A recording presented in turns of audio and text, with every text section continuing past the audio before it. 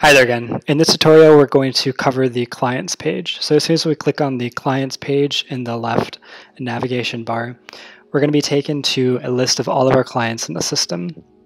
Initially, we're only going to have ourselves as a client in the system. So we'll have ourselves as our same name and email address here. If we do have a phone number in the system, our phone number will be listed. It'll tell us the join date when we join the system. It'll tell us our number of uploads, our number of shares, and there should be a check mark here showing that our documents are viewable to ourselves. Filtering through clients, if you do have a lot of clients in the system, is pretty easy. All you do is start typing out their first name, starting to type out their last name, or starting to type out their email address. You can also easily order the search results, so we can sort them by the join date, which is how they're automatically sorted. So when clients come into the system, new clients come into the system, they'll always be listed first. But we can change that to sort by last name, to sort by first name, or to sort by email address. Then we can order them in descending or ascending. And lastly, we can sort them by people that are sharing or people that are private. So once we filter out our clients, either by searching here or by sorting and finding the particular client's documents that we want to look through, we can click on that particular client, and that'll take us right to the documents page.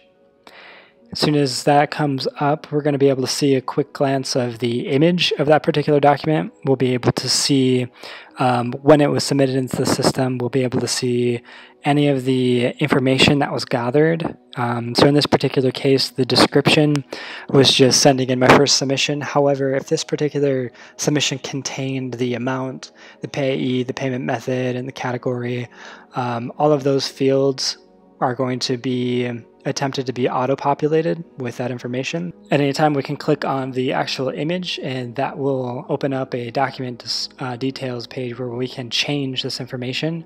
So we can easily edit the amount if we see that it's wrong, or in the other fields if we see that it's wrong.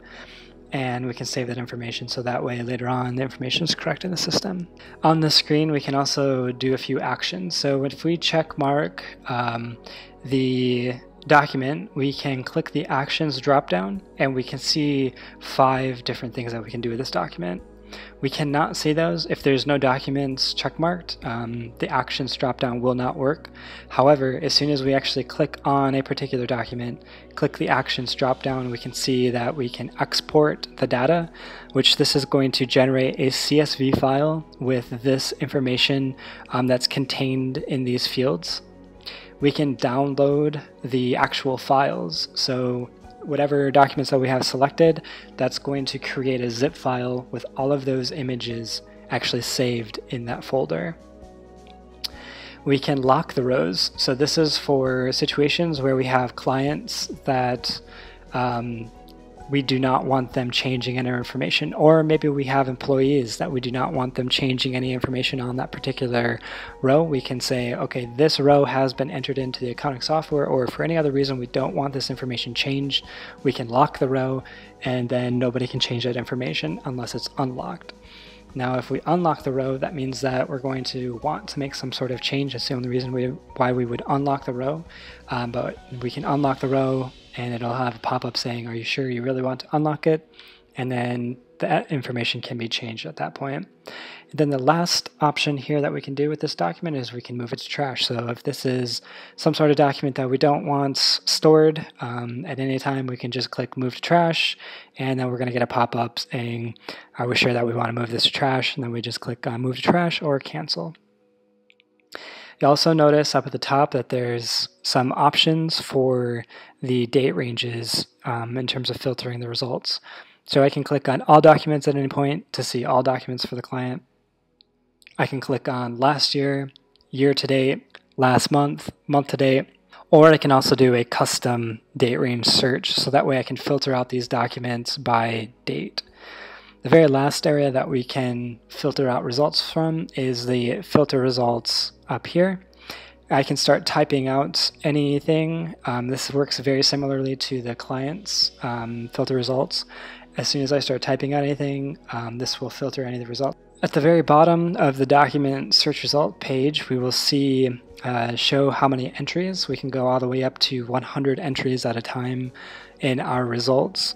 And then we can also see in the middle here the transaction totals. So this is going to show us an accumulated calculation of all of the amounts for any documents that are above it. So this is filtering out results for a particular client, because remember we had clicked on that client in order to get to that page. However, if at any time we want to search for all documents for all clients in the system, so we can just start typing out the information for that document and we can find it. So let's say, for example, I knew that there was a document system that included the letters send. I can just start typing that out, click enter, and we can see right away that this particular document came up. So I'm going to run through a live example of sharing the app with somebody in the system. I just shared the app so we can see that the number of shares had already increased to 1. Now as soon as that particular friend of mine signs up for the app, then it's going to create an account in the system, and when I refresh this, I will see that person listed as a client. Now right away it's going to show us that this client has not selected yes to grant us permission.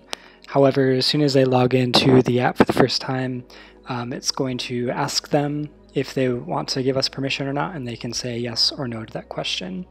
We'll also see their email address that they had entered, their phone number. We'll be able to see their number of uploads, their number of shares. We'll be able to see their join date, and we'll also be able to see who actually invited them. That's a quick overview of the clients page in terms of filtering clients, in terms of ordering them in the search results, in terms of seeing their number of uploads and shares, whether they're private or sharing their information, and actually clicking on the client and searching through their documents. If you do have any questions or feedback about this, please just give us an email, support@autokept.com. Again, that's support@autokept.com.